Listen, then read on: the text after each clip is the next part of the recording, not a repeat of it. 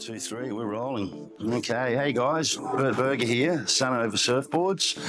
Today we are going to talk about the 8-ball. Now this is an absolute classic old favourite, this board. So first of all, here's a quick look at the outline. 8-foot board, there we go. History, this board is...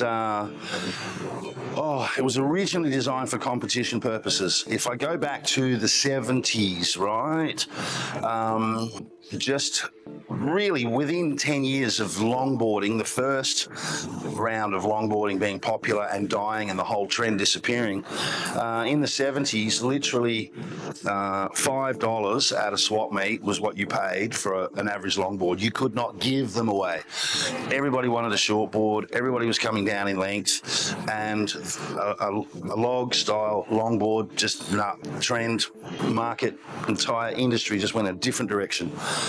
So then probably, let's say, 80s, longboarding started to come back. There was an eclectic bunch of surfers, and then really it just picked up momentum, and longboarding competition came back a bit, came back strong, and there was arguments about traditional performance and how should the judging be done. And so it turns out they introduced an 8-foot division, and the deal was that 9-foot division, more of an emphasis on traditional, 8-foot division, the emphasis was on the longer board, but it was all about shortboard criteria.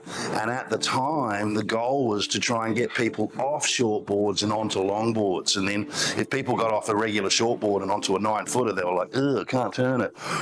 And so, this is what got me into longboarding, and it got a lot of people into longboarding. So I think the actual concept of having an 8-foot division did work.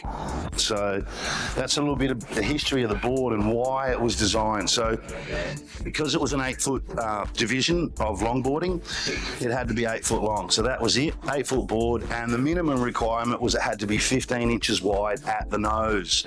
And other than that, it was up to us shapers to figure out how the board was going to be designed. And really what we were chasing was the judging criteria was based on high performance surfing, and so you'll get to see a little bit about that later. So it ends up, it's quite rocketed for a longboard, okay? It's got a lot of nose flip, it's got a lot of curve throughout, it's got a little section in the tail where it just flattens out a little bit, and you'll see that work. Has a lot of squirt, a lot of drive off the back foot.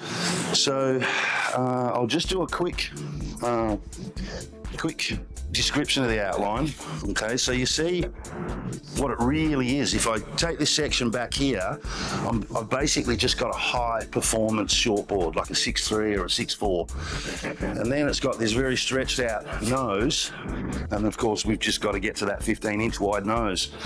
So the idea is you're surfing off the tail of the board. So when you play with the outline of a board, okay, if you push the widest point forward, you get more tail. And if you pull the widest point back, you get more nose. So with a longer tail, you get a longer, more drawn out turn. And with a shorter tail, you get a tighter, more shortboard turn. So by pulling the widest point back on this board, what it does is it makes it feel like a shortboard and perform like a shortboard, but it still catches waves like a longboard. So I'll just grab another board now to give you a comparison. So this is actually a 6.3 performance shortboard. This one's the SX01. If I was to just lay that on top, and then I just stand back a bit and I just run my eye around the outline all the way to here, I can see those curves are just the same. You can see my finger just touching both rails. And again, if I lean across this way, same thing. So basically what you've got here is this 8-foot board is pretty much, has the back half of this 6'3", right? So that's why you'll see guys be able to surf so tight and hard on this board. All right, so then the other thing too is it's got a bit of a pronounced bump in the outline. That's super important for when you've got the board on rail, and as you transition onto the back foot and you hit that bump or that hip, it just enables it to square off, go vertical really easy, surf tight in the pocket, tighter pintail really for attacking aggressively the pocket.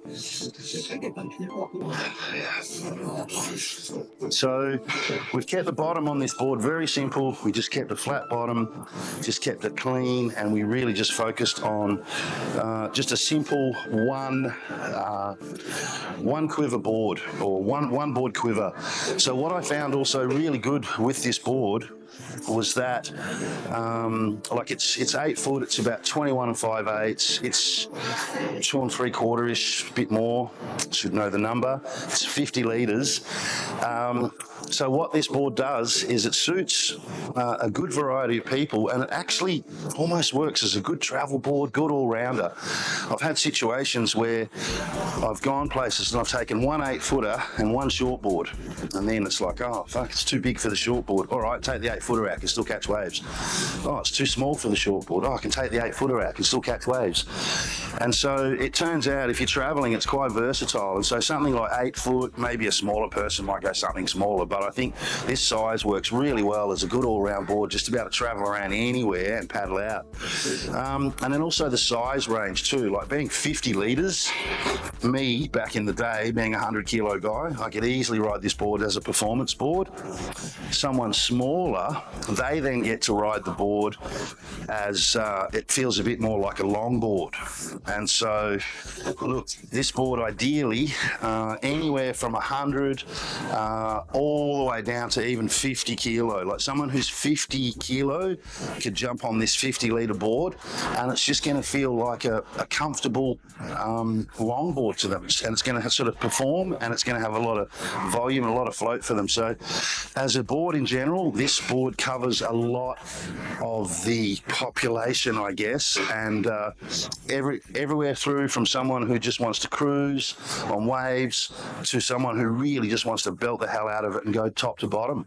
So yeah, that's it. That's our 8-ball, and yep, you're gonna love it. And I'd like to thank Bert Berger from Surfboards for giving me a board I can strap on.